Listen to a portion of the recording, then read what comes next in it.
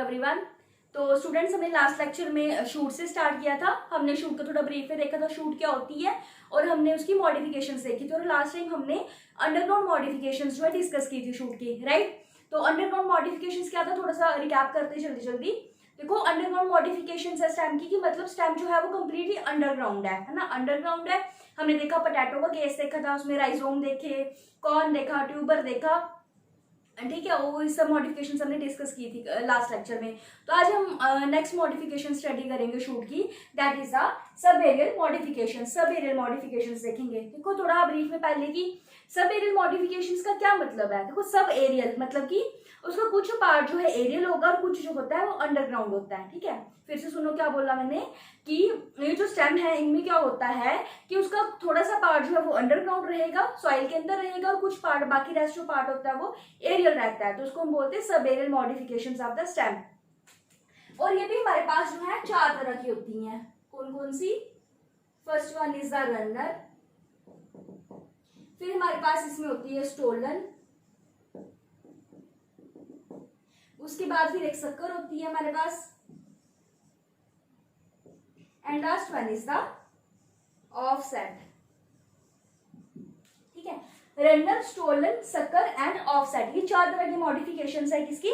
Sub aerial modifications of the stems, ठीक है। अब हम इन्हीं को स्टडी करेंगे। देखो, सबसे पहले रनर को आप कंसीडर करो, ठीक है। रनर में क्या होता है, आप यहाँ पे एक प्लांट, ये यहाँ पे आप देखो, ये सॉइल की सरफेस है हमारे पास, क्या है? सॉइल की सरफेस है। और यहाँ पे जो प्लांट है या ये शूट जो स्टेम है वो ग्रो कर रही है ना, इस तरह से जो शूट है वो ग्रो कर रही है। तो इसमें क्या होता है कि जो शूट है यही थोड़ा सा इलोंगेट हो जाती है, इस तरह से हॉरिजॉन्टली जो है सॉइल की सरफेस पे ग्रो करती है। क्या बोला मैंने, कि जो शूट है, मेन शूट जो है यही ग्रो करेगी, हॉरिजॉन्टली जो है सॉइल की सरफेस पे ग्रो करेगी। तो थोड़ा डिस्टिंग्विश करने के लिए मैं दिखाती हूँ आपको। ये इस तरह से मैं बना रही हूँ, ये सॉइल की सरफेस है हमारे पास, ये क्या है? This is the soil surface. यहाँ पे भी हम बनाते हैं, ये सॉइल की सरफेस है। तो यहाँ से जो स्टेम अराइज होगी, तो ये इसकी हॉरिजॉन्टली जो है ग्रो करती जाएगी, इस तरह से हॉरिजॉन्टली जो है, मतलब एक तरह से आप बोल सकते क्रीप करेगी सॉइल पे, सॉइल की सरफेस पे क्रीप करेगी। तो अगर इस तरह से कोई स्टेम है जो क्रीप कर रही सॉइल पे हॉरिजॉन्टली, उसको हम बोलते हैं रनर। क्या बोलेंगे? रनर बोलेंगे। और इसकी हर एक नोड पे जो है ब्रांचेस सॉरी रूट्स होती हैं। आप ये देखो, ये एक नोड, फॉर एग्जांपल एक नोड आ गई, तो इसको हम यहाँ पे क्या है? रूट्स है। अगर यहाँ पे दूसरी नोड अराइज होती है, ठीक है, दूसरा प्लांट कोई आ गया यहाँ की, अगर ये नोड है उसकी, तो यहाँ पे भी क्या होगा? रूट्स होंगी। तो मतलब कि हर एक नोड पे रूट्स प्रेजेंट होती हैं इसमें, रनर में, ठीक है। और देखो, ये जो मेन सब एरियल मॉडिफिकेशंस है, देखो आप मॉडिफिकेशंस का फर्स्ट लेक्चर याद करो। मैंने आपको वहां पे बताया था कि स्ट्रक्चर कब मॉडिफाई होता है। हम कब बोलते हैं कि जो स्ट्रक्चर है, चाहे वो रूट है या शूट है, वो कब मॉडिफाई होगी? जब वो अपना प्राइमरी फंक्शन के अलावा कुछ और फंक्शन परफॉर्म करती है ना। तो देखो, शूट है जो उसका मेन प्राइमरी फंक्शन क्या है, कि वो फोटोसिंथेसिस में हेल्प करेगी, राइट, फूड की स्टोरेज करेगी। लेकिन सब एरियल मॉडिफिकेशन जो है ये मेनली वेजिटेटिव प्रोपोगेशन में हेल्प करते हैं। किसमें हेल्प करते हैं? Mainly vegetative propagation. Vegetative propagation ये हमारा फुल फ्लेज टॉपिक है। जब हम 12th क्लास में रिप्रोडक्शन यूनिट पढ़ते हैं, वहां पे हम आपको डिटेल में पढ़ाऊंगी ये वेजिटेटिव प्रोपोगेशन के बारे में। थोड़ा ब्रीफ में सुनो, ब्रीफ में बताती हूँ क्या क्या होता है इसमें। कि वेजिटेटिव प्रोपोगेशन में क्या होता है कि अगर हम किसी भी प्लांट का कोई पार्ट कट करके उसको सॉइल में ग्रो करें, तो उसमें से हमारे पास नया इंडिविजुअल जो है वो तैयार हो जाता है। क्या बोला मैंने? अगर हम प्लांट के किसी पार्ट को कट करके दोबारा सॉइल में ग्रो करते हैं, तो इससे हमारे पास नया इंडिविजुअल जो है वो तैयार हो जाता है। तो उसको हम बोलते हैं वेजिटेटिव प्रोपोगेशन। ये हम 12th में डिटेल में पढ़ेंगे।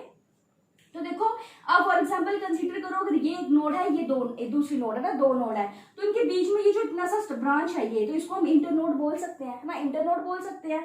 तो अगर ये इंटरनोड यहाँ से ब्रेक हो जाए, फॉर एग्जाम्पल, ठीक है, यहाँ से अगर ये इंटरनोड जो है वो ब्रेक हो जाए, ठीक है, फॉर एग्जांपल ये जो ऐसे ग्रो कर रही थी यहाँ से ब्रेक हो गई, तो ये जो नोड ब्रेक हुई यहाँ पे, ये नया इंडिविजुअल जो है वो बना देगी, ठीक है। क्या करेगी?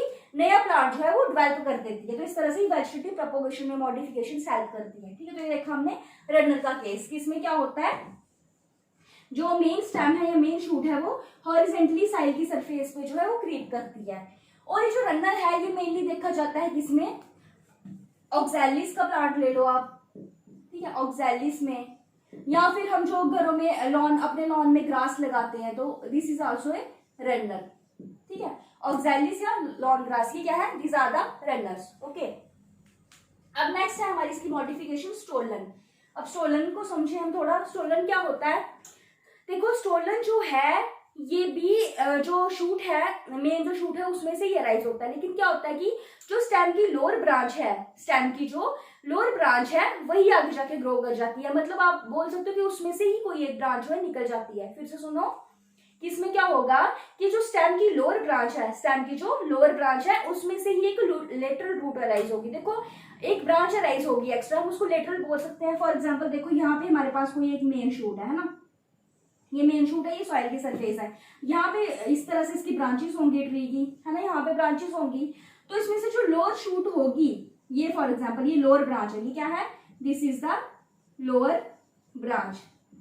तो इस लोअर ब्रांच में से ही हमारे पास एक और ब्रांच अराइज होती है, या आप बोल सकते हो कि सिंपली एक ही जो है वो ब्रांच निकलती है, एक ये जो मेन लोअर ब्रांच है यही आगे जाके एनलार्ज होती है। तो देखो आप इसमें से एक और फर्दर ब्रांच में निकल रही है, तो हम उसको एक तरह से लेटरल ब्रांच बोल सकते हैं, है ना। तो इसमें से क्या होता है कि लोअर जो ब्रांच है इसमें से ही जो लेटरल ब्रांच अराइज होती है, और वो पहले क्या करती है, पहले अपवर्ड ग्रो करती है। पहले क्या करेगी, अपवर्ड ग्रो करेगी, और फिर ये डाउनवर्ड हो जाती है, ठीक है, फिर ये डाउनवर्ड जो है ग्रो करेगी इस तरह से। थोड़ा डिस्टिंग्विश करने के लिए बनाते हैं इस तरह से। ये हमारे पास सॉइल की सरफेस है ना, ये सॉइल की सरफेस है। ये यहाँ पे हमारे पास स्टेम की लोअर ब्रांच में से एक लेटरल ब्रांच अराइज हुई है जो पहले ग्रो कर रही है अपवर्ड्स, और फिर ये डाउनवर्ड ग्रो करती है। क्या करेगी, डाउनवर्ड ग्रो करेगी। तो जहां पे जैसे डाउनवर्ड ग्रो कर रही है तो यहाँ पे आके ये सॉइल को टच करेगी, है ना, सॉइल की सरफेस पे। ये क्या है, सॉइल की सरफेस है।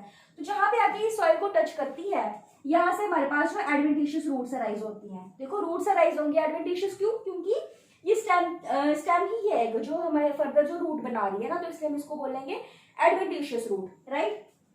फिर से सुनो क्या होगा, ये जो लोअर ब्रांच है, स्टेम की जो लोअर ब्रांच होगी उसमें से ही एक लेटरल ब्रांच अराइज होती है जो पहले अपवर्ड ग्रो करेगी फिर डाउनवर्ड हो जाएगी, और यहाँ पे ये सॉइल को टच करती है। वहां से हमारे पास क्या होता है, रूट्स, एडवेंटिशियस रूट्स जो है वो अराइज हो जाती हैं, ठीक है। तो इसको हम बोलेंगे स्टोलन। ये क्या होगा हमारे पास, स्टोलन। ये क्या था, ये वाली ब्रांच हो, इसको हमने बोला रनर, जो हॉरिजेंटली जो है वो क्रीप कर रही है ना सॉइल के सरफेस पे। और अगर लोअर ब्रांच से कोई ब्रांच, लेटरल ब्रांच अराइज होगी जो फिर अल्टीमेटली डाउनवर्ड ग्रो करेगी, तो उसमें से एडवेंटिशियस रूट्स निकलेंगी फाइनली, जहां पे वो सॉइल को टच करेगी। तो इसको हम बोलेंगे स्टोलन। क्या बोलेंगे, स्टोलन। और जो स्टोलन है ये मेनली पाया जाता है किसमें, जैस्मीन में, या फिर आप वाइल्ड स्ट्रॉबेरी कंसीडर करो लो, जैस्मीन या वाइल्ड स्ट्रॉबेरी, इसमें हमारे पास जो है वो स्टोलन पाए जाते हैं, ठीक है। स्टोलन देखे जाते हैं, वहां से लोअर ब्रांच में से लेटरल ब्रांच जो है वो अराइज होती है, ठीक है। ये हमने देखा स्टोलन का। अब नेक्स्ट इसकी मॉडिफिकेशन है सक्कर, ठीक है। सक्कर क्या हुआ, देखो मैंने आपको इसमें बताया सबेरियल मॉडिफिकेशन में कि इस स्टेम का कुछ पार्ट जो है अंडरग्राउंड रहता है और कुछ पार्ट जो है वो एरियल होता है ना, अब रहता है सॉइल की सरफेस से। तो जो सक्कर है इसमें क्या होता है कि जो अंडरग्राउंड नोड होती है स्टेम की, क्या बोला मैंने, जो स्टेम की अंडरग्राउंड नोड होगी उसमें से एक लेटरल ब्रांच अराइज होती है, ठीक है। देखो लेटरल मैंने आपको यहाँ पे बताया क्योंकि अल्टीमेटली पहले हमारे पास एक ब्रांच है उसमें से ही फर्दर एक ब्रांच अराइज होगी, है ना, तो इसलिए हम उसको लेटरल ब्रांच कंसीडर कर सकते हैं, राइट। तो देखो इसमें क्या होगा कि जो अंडरग्राउंड नोड होगी स्टेम की उसमें से एक लेटरल ब्रांच अराइज करती है, उसमें से लेटरल ब्रांच अराइज करेगी और वो अपवर्ड्स ग्रो करती है, ठीक है। ये सिंपली क्या है, सक्कर। सक्कर देखो कैसे होगा, फॉर एग्जाम्पल ये हमारे पास सॉइल की सरफेस है, यहाँ पे कोई प्लांट है, ये स्टेम है, तो मैंने आपको बताया इसमें से कुछ पार्ट इसका क्या रहेगा, अंडरग्राउंड रहेगा, है ना, इस तरह से अंडरग्राउंड पार्ट रहेगा इसका।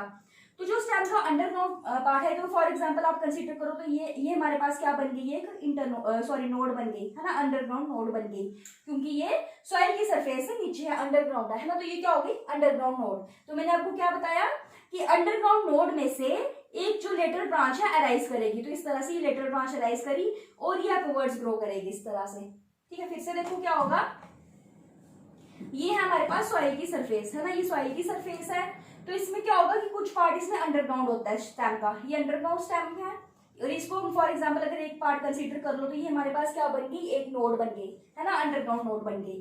तो इसमें से हमारे पास एक लेटरल ब्रांच अराइज होगी जो फिर फर्दर अपवर्ड्स ग्रो करती है, ठीक है। तो इसको हम बोलेंगे सक्कर। क्या बोलेंगे, सक्कर। ठीक है, क्या होगा, अंडरग्राउंड नोड जो होगी उसमें से एक लेटरल ब्रांच अराइज करती है जिसको हम बोलते हैं सक्कर, और ये अपवर्ड्सली जो है वो ग्रो करेगी। ठीक है, और ये जो सक्कर होता है ये मेनली पाया जाता है मिंट में। ठीक है, मिंट में या फिर बनाना का केस आप ले लो, मिंट या बनाना में हमारे पास ये पाए जाते हैं, सक्कर्स पाए जाते हैं।